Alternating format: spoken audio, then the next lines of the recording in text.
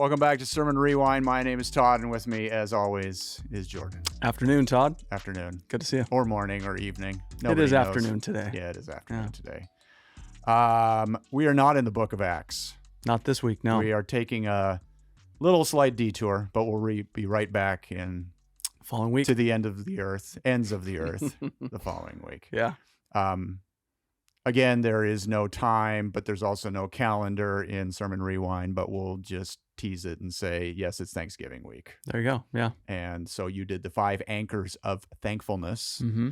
Psalm 103, verses 1 through 5. And your big idea, regular reminders of God's goodness cultivate a heart and life of thankfulness. So I want to ask you a question before we get to your 5 anchors, a large number of points for a sermon, but that's okay. You were talking before you sort of got into that about Thanksgiving, and I think this was also just kind of a comment about preaching in general. Mm-hmm. And I wrote this down. You said there's an unbelievable pressure for us, meaning preachers. Sure. Yeah. Unbelievable pressure for us to perform is huge. Yeah. Okay. To sort of create this succinct, kind of flawless message. Yep. Okay. Where does that come from? Like, what is the genesis of that statement? Does that come from people, external, or does that come from within Jordan Hall? Oh, geez. I mean, probably a little of both, but I think by and large external, because I think communicators are becoming like the new thing within the context of church communication and leadership, right? And I don't mean communicators as in before preachers didn't have to be able to communicate well, just that charismatic, larger than life, extremely animated, very interesting, able to sit there and feel like you really garnered something special. That's a relatively new thing. Peter warns us of those who are always looking for someone to scratch their ears or tickle their ears.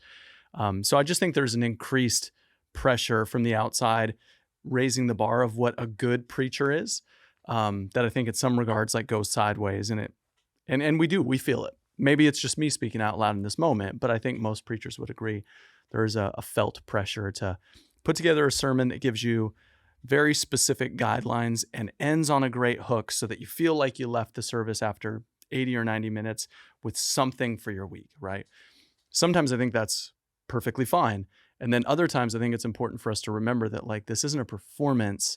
This is a thing we do together as a community, right? We're in this space together to learn about what it means to love and follow Jesus and to open ourselves up in that process to be known and loved by him as well. But felt pressure versus, I mean, you said unbelievable pressure, and I don't want to get hung up on just words, but I mean, unbelievable pressure, I start to think about like diffusing the bomb before it blows up and kills all of humanity type of thing. Sure. I mean, if you're getting dramatic, I guess. Well, but yeah. I mean, when I hear unbelievable pressure, like if you don't get it just right, everyone in that building is going to be collectively led astray type of thing. I mean, I guess I heard that, and part of me wanted to like give you some assurance that while I appreciate the calling you have, and I want you to succeed in that calling, I still know you're just a guy. Yeah. You're still a sinner saved by grace. Right. And if I'm putting all of my spiritual whatever, right, that is my one feeding for the week. Yeah. In but that that's a common 30 thing, minutes. Right? Well, it is. Yeah. But there's part of me that wants to say, hey, people, if you're putting pressure on Jordan and other preachers to fill that void for you, and you don't feel like you have to engage with God through other 167.5 hours of the week, shame on you. Yeah, it's true. I mean, sure, have expectations for you. We hope you prepare, which you do. Mm-hmm. We hope you take it seriously, which you do. But at the same time, I guess I heard that and I'm like, okay, that's cool and all, but you are just a guy. You can have an off week. Sure. You could have an off series where you just kind of go, hey, it's good effort. Just really wasn't doing it. But it's not on you. So I guess part of me wants to say, give yourself a little bit of a break Sure. from time to time. This had less to do with me in the moment and more the encouragement of our people to not feel as though what they signed up for on Sunday morning was to come in, sit down, and be taught, but to come in, sit down, and participate, right? It's not something we've talked about this a lot. Like, you've asked the question, what would it hurt if during, for example, confession of sin within our liturgy, what would it hurt if instead of kind of going through this very particular motion where everything's all hedged in, Right. we just got on our knees before Jesus collectively and just Right. lived in this space. Right. Right. For a while. Yeah. So that's kind of Or what had a discussion during the sermon. right. Right. So that's kind of what I'm trying to get into there as well. I don't want to just give you things that you're going to write down on your notes and then go home and shove it away in a drawer somewhere. I want you to take time right now in the middle of this, not fearing that maybe you'll miss something if you're tuned out, Sure. but instead to just really reflect on the fact, like, my goodness, what would my life be like if the Lord was not this way toward me? Right. Well, and that does go into sort of the core of your message, which was, I mean, and in preparing that people are going to be assuming certain content. Sure. Particularly during Thanksgiving, Yeah. right? Mm-hmm. It's Thanksgiving week. There's going to be a Thanksgiving sermon. Yeah. About, wait for it, being thankful. Yeah. Right? And that's okay. Mm-hmm. But that's sort of the whole point of this sermon. So let's get to those anchors, right? Because again, these are reminders.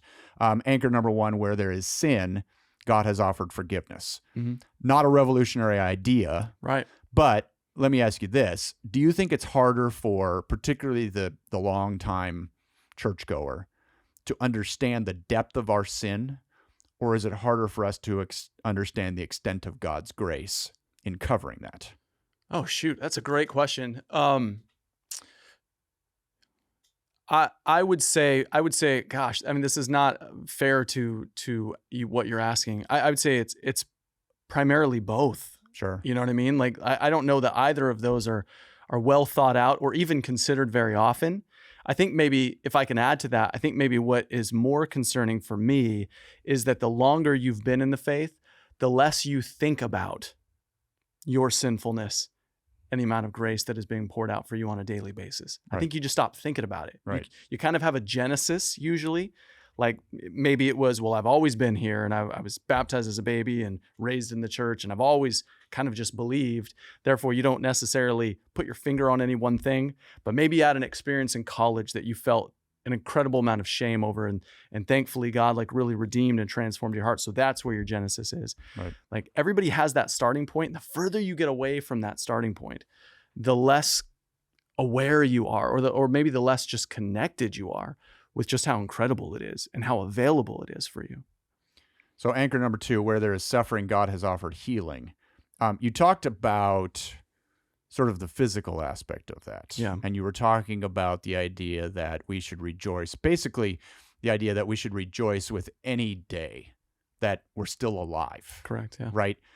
Is that, I guess, is that too cliche, or is it too, how do you balance that with people that struggle honestly with, like, say, chronic pain every single day? Right. Like, Yeah. I know where you're going, right, with that. But I also know that there are people that wake up in the morning and are just going to have a miserable experience. And I guess, so part of it is, should we even think about that construct from a physical standpoint? We tend to think about healing in terms of our earthly bodies. Sure. Right? Yeah. Fair. Should we not even get into that? Like, should we not talk about God will heal your disease, your injury, your pain? And should we talk about it sort of in a more abstract way? No, I think abstract. I don't think you mean this, but I think sometimes the idea of talking about it in an abstract way is kind of an excuse to just not address the 800-pound elephant in the room, right? Like you said, there are people with real chronic pain. We don't want to talk about healing in an abstract sense when everything hurts all the time. We want to just be real about this. I hurt. Is this right here ever going away? Is this ever having any hope of healing? You said something really, I'll answer that, but you said something really interesting because you basically asked 2 questions. When you said, is it cliche? What I love about that question is that what I think is most problematic for Christians, especially Christians who've had a certain amount of ease in their life and safety in their life. Maybe haven't experienced a lot of pain. For sure. Physical pain. So it feels it feels cliche for David, for example, from this psalm to assume that every waking day is a healed day if he can get up out of bed and move. Right. We think that's cliche because we're so used to everything being just fine. It just seems, like I said before, it seems normal. It's expected. Maybe cliche isn't the right word. Sometimes it feels hollow. Sure. Yeah. Right. I think if someone is miserable and I just say, well, God will provide. Yeah. I know that to be true. They may know it to be true. Yeah. But sometimes it just feels like, well, I'm not hurting and you are, and that sucks for you. And right. I think it's all in how you approach it. Yeah. Sure. But I do think it's good for us to be grounded enough to say, no, in actuality, whether or not I live here in America and we see it all the time or not is a moot point. In actuality, my getting up in the morning and being able to roll out of my bed, for the electricity to be running current through my body and keeping my brain active and my heart beating in syncopated rhythm, this is all a miracle of God's grace. So to say that there is not a certain amount of healing, depending upon what I did the previous day, to say that there's not supernatural care, I don't think that's cliche. I think that's real. I think that's sincere. Yeah. For the remainder of folks who are suffering every day, I think we owe it to them to say, I have no idea if over the next 30, 40, 50 years, you're ever going to have any respite from this. Right. But I do know, and I bank my life on the fact that hope in the gospel is not wasted, because Jesus will ultimately heal our bodies in a remarkable, marvelous way. I think we owe it to people to tell them that. Sure. Absolutely. Anchor number 3, where there is wandering, God has offered homecoming and welcome. I guess the question I wrote about is this, I was having a hard time phrasing this, but is it disingenuous for us to talk about this sometimes when the church is not necessarily that place? Like, it's heard from the pulpit, but we're not great about this sometimes. Like, I know that I've heard people say this over the years. They'll say, well, the doors are always open. Mm-hmm. Anyone's welcome to come. I always sort of struggle with that a little bit. That doesn't mean someone is welcome. Yeah. It means that it's a public building and we're not going to check, for a certain type of ID at the door. It's a really important But that distinction. doesn't mean that we're welcome. That doesn't mean that someone is going to go up to that person. Now, we have some champions of that in our congregation who are wonderful. But they're few. Fewer than they should be. Yeah. Right. So, I mean, is that again sort of hypocritical of us to talk about? I guess that's more about God, but we're his people in theory, right? It's not hypocritical to talk about it if you talk about it honestly. If you say the things you're saying right now, like if we pretended that just because we leave a door open so you could walk through on a service and you could sit down in the back somewhere and you could enjoy your 90 minutes and then disappear, you're absolutely right. And it would be disingenuous to pretend like that is welcome. That's not welcome. That's just, like you said, leaving a public space and a spot for them to park themselves for an hour and a half. I would love to hear from you, because I think you have your finger on the pulse of this a lot more. And I think whoever ends up watching this video, I think would benefit a great deal. Tease into what you think the church responding to the welcome we receive from God in real time. Give us some examples of what that actually looks like. I mean, some of it I think is about reimagining what our gathering looks like. Mm-hmm. Like I've written about this actually before. Like during COVID, people were talking about the church being closed. Yeah. Right. Well, the building was not accessible and there were groups that were not allowed to gather. But if that's the church, if the only thing that the church is, and that I bristle at this. And you should. When people say go to church. Yeah. Right. So part of it is about saying, okay, how do we make sure that no one walks into this building without some touch point? Yeah. Like, we do an adequate job, I think, as a congregation of saying, people introducing themselves, trying to point out and explain some of the ways that people can plug in. That's part of a regular part of our liturgy. Hey, we do this, we do that. But you and I know there are people that are like, I'm not just going to walk up to a stranger and say, please pray for me. I'm not going to just go join a group of strangers for lunch. Who knows what they're doing? Who knows what sort of weirdness that is? Yeah. Sometimes people have to go to them. Now, granted, you have to be strategic about that. You don't just smother somebody. You don't just grab them. You don't surround them. You just say, tell us your whole life story. Confess all your sins. Tell us all about yourself. Right. People have to be sort of brought along to that level in the same way you would if you invited somebody into your home. Come on in, have a seat. Oh, you got to go? No worries. Yeah. Thanks for stopping by. I'd love to have you over again. Right. I'd love to have you again. Here's my contact information. So I think some of it, again, is not necessarily about people being opposed to that, but for better or worse, if people are honest over the period of time that the church universal has existed, there's plenty of folks that just really aren't that interested in new people. Yeah.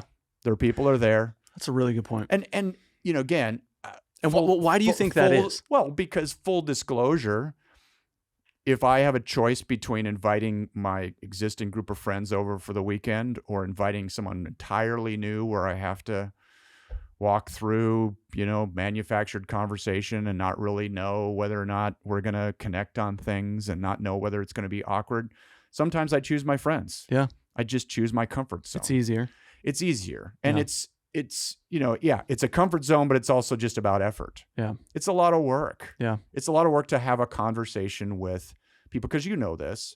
Sometimes you meet somebody new, you ask them a bunch of questions. They don't ask you anything. Yeah. This is not a two-way dialogue. Man, that happens a lot. It does, right? And then you're like, okay, at some point I run out of things. Right.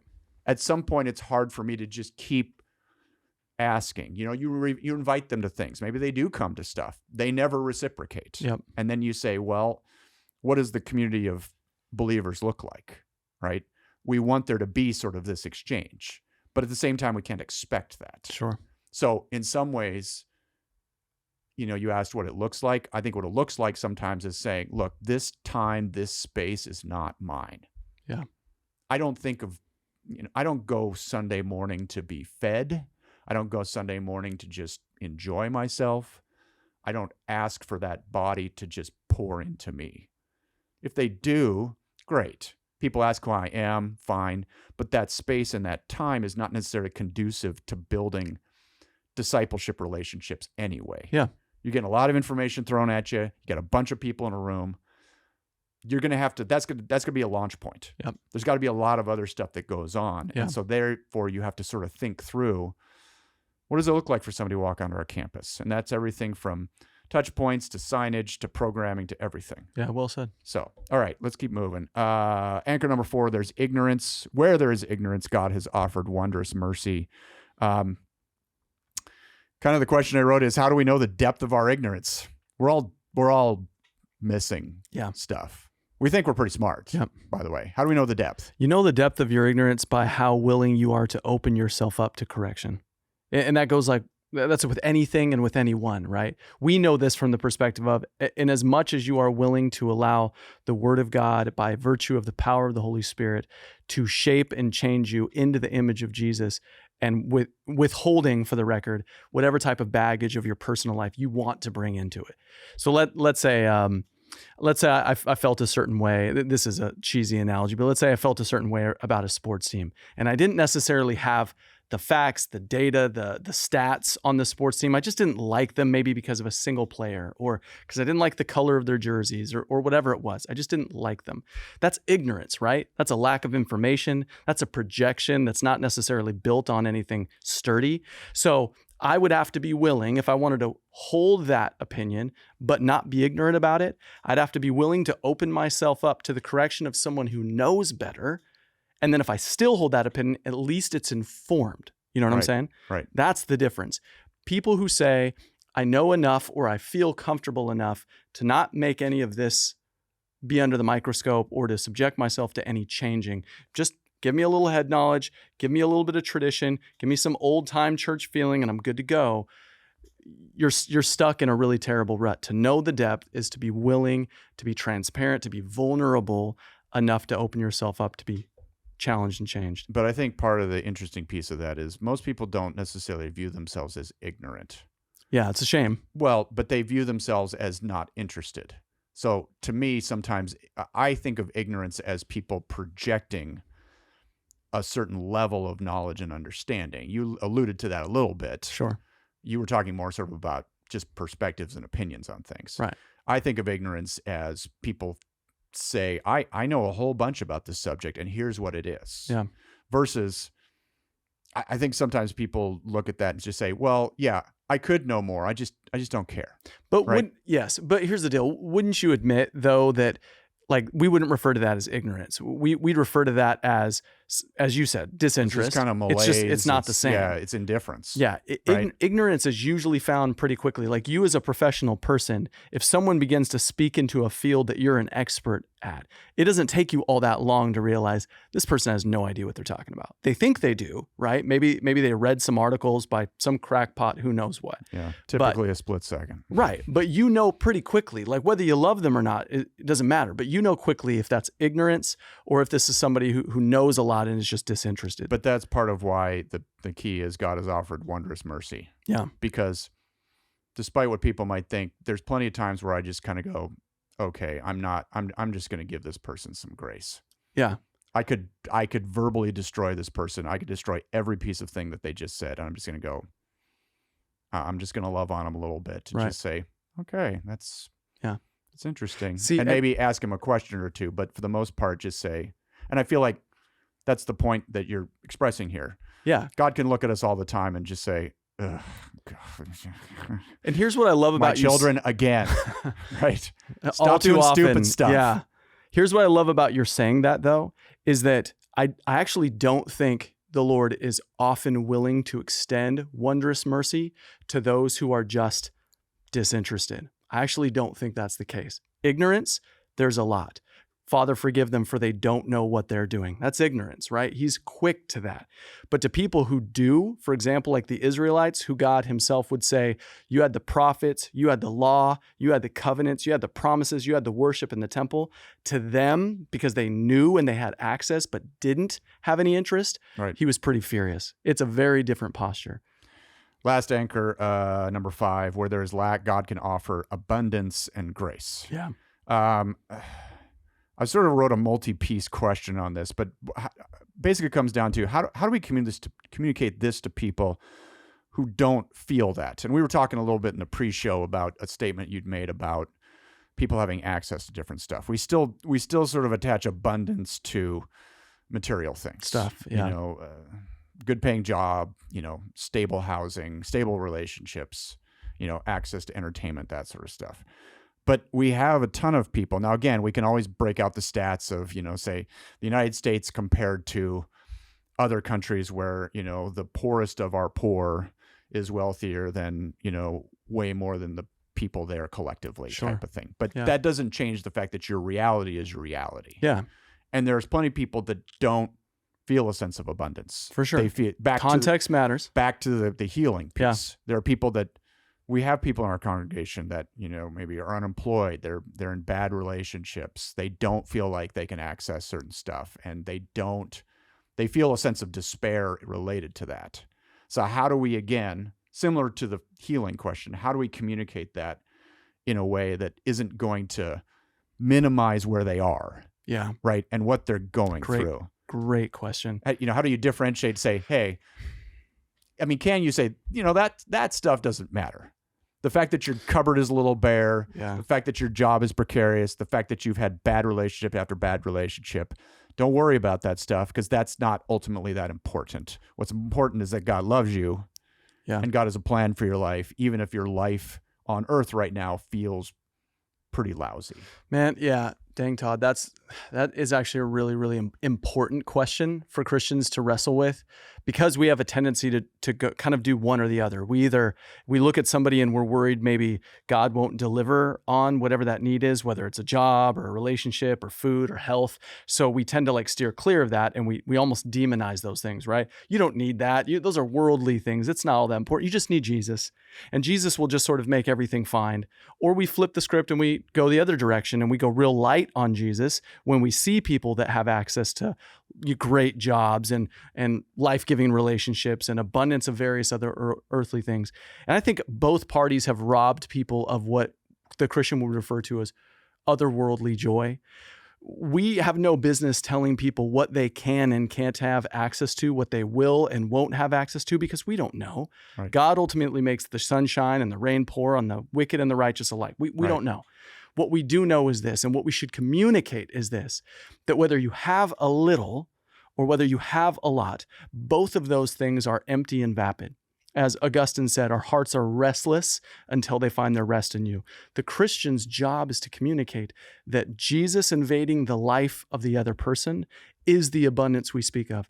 He is what makes even your poverty come alive in a wonderful, life-giving way, or he makes your wealth seemingly important and meaningful.